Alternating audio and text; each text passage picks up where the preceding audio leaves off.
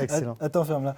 On est sur le plateau du studio MMI pour la 4e et dernière émission. Et aujourd'hui, on a un présentateur d'exception en la personne de Loïc Baumer.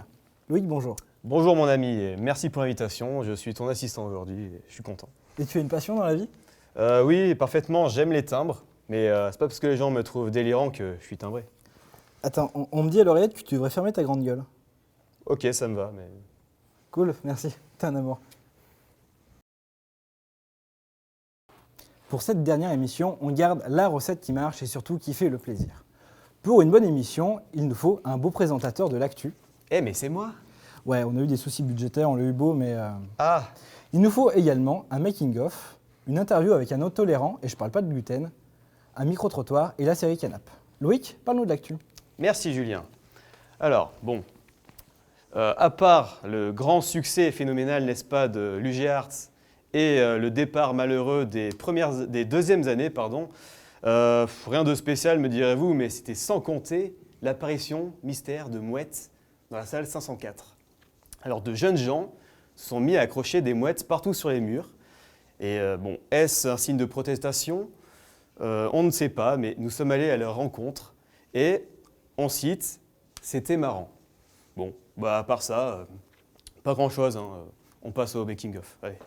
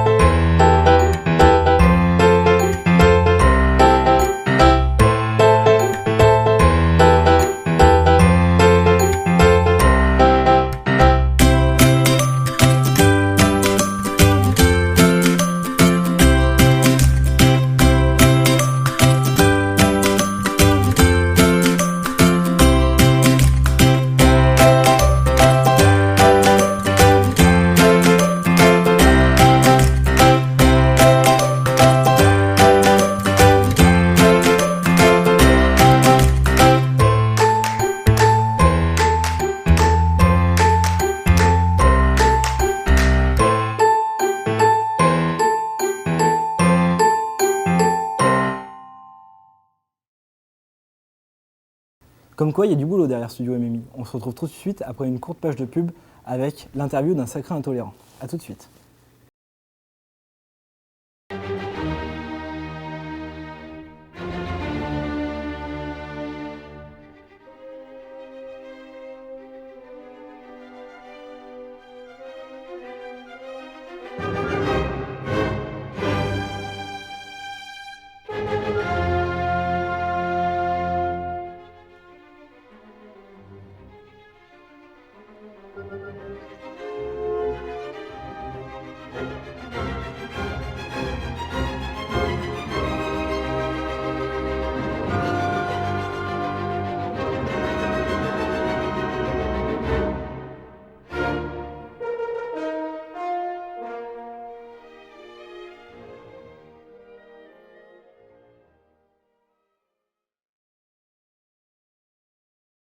Aujourd'hui, on se retrouve pour l'interview de la semaine avec Patrick Quetaz. Patrick, bonjour. Bonjour.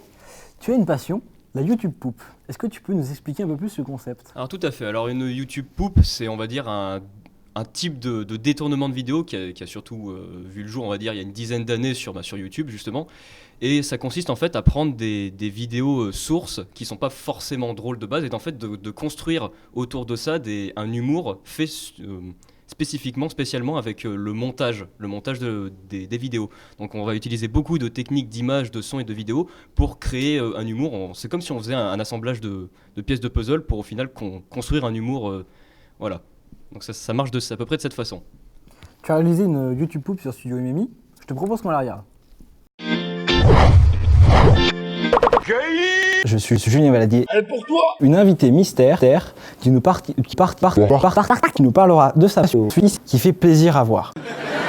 Le tout sera entrecoupé. Maintenant, tout de suite, Baptiste, interview. Merci Julien. Bonjour à tous et bienvenue. Je suis venu. Merci Baptiste, t'es fantastique.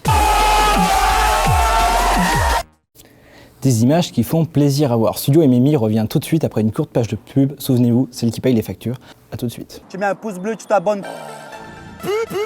À l'intérieur de ce boîtier d'un noir intense et profond se cache un petit bijou de techno. Lecteur de carte SD et lecteur DVD ultra réactif. Vif.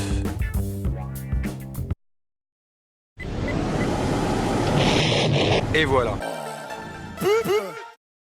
On est sur le plateau de la Web TV, mais avant toute chose, petite réflexion.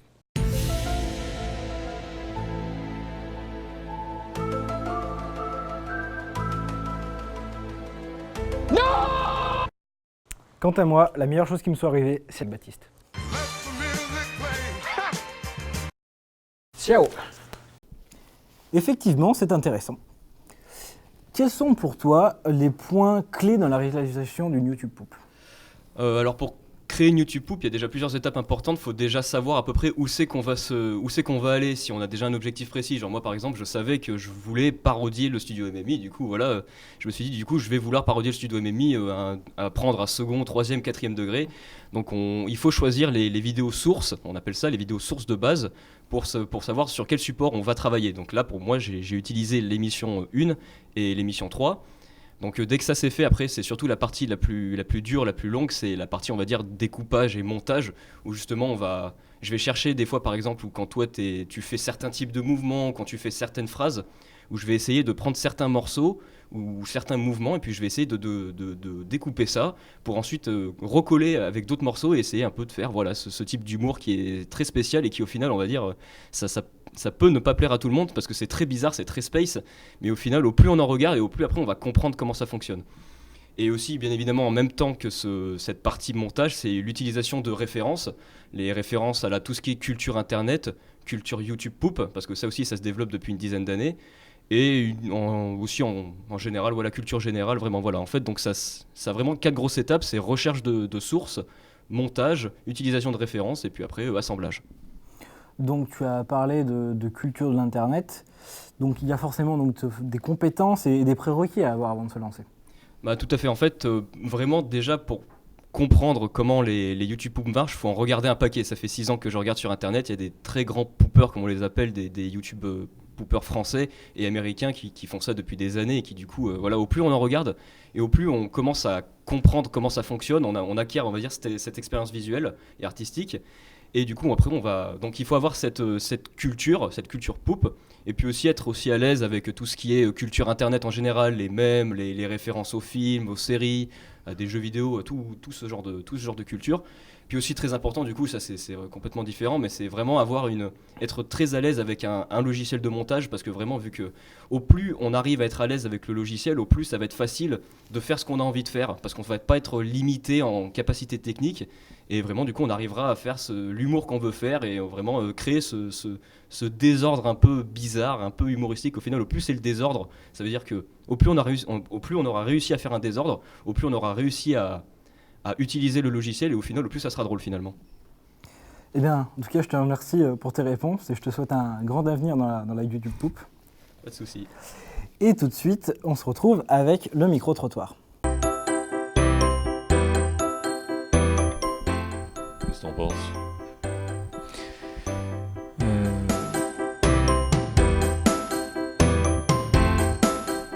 Plutôt fatigué. Fatigué. En forme.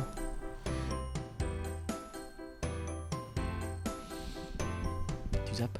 Ah, je peux répondre? Non, je peux répondre. Ça dépend.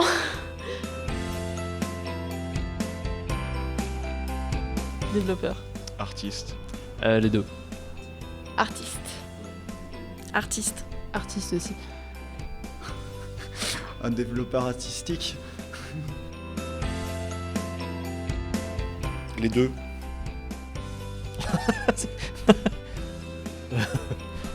C'est éclectique. Ouais.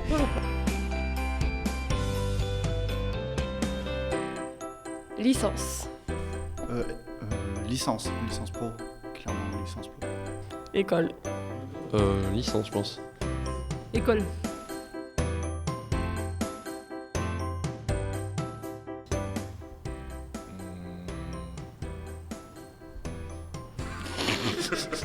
Non. Bon courage. Aller en CM parce que redoubler, c'est chiant. Pas faire chier pendant leur stage, ce serait bien. Hein, on a plein d'étudiants à aller voir, donc s'ils ont tous des problèmes, ça va mal se passer.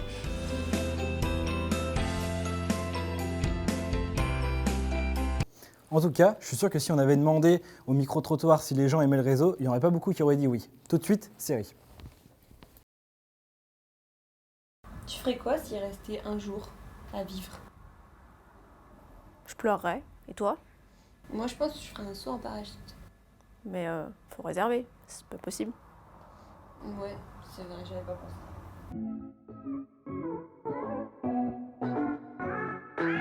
Sinon, je ferais peut-être des trucs pour les autres le dernier jour, tu vois. Cool. Va me chercher un truc alors. Non, c'est bon, je fais pas ça. Ou alors faudrait peut-être devenir champion d'un truc super rapide, tu vois. Ah ouais, genre champion de Shifumi. Ouais. Allez, c'est parti. Shifumi. Ok, c'est pas pour aujourd'hui. Après, si plutôt il nous restait 1 an à vivre, tu ferais quoi? Je ferais rien pendant les 11 mois. Et après, je réfléchirais. Et toi? Bah moi, je me prendrais plus de temps pour devenir maître Shifumi. C'est la fin du monde. Bah, c'est juste la fin du MMI, tu sais. Hein. C'est pas faux.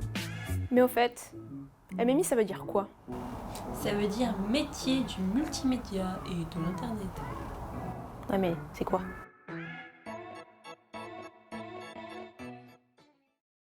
Studio MMI, c'est définitivement fini. Faute de succès, on a été déprogrammé. Quant à moi, je pars pas en week-end mais en vacances prolongées. J'étais le présentateur de la Web TV pour vous servir. Adieu.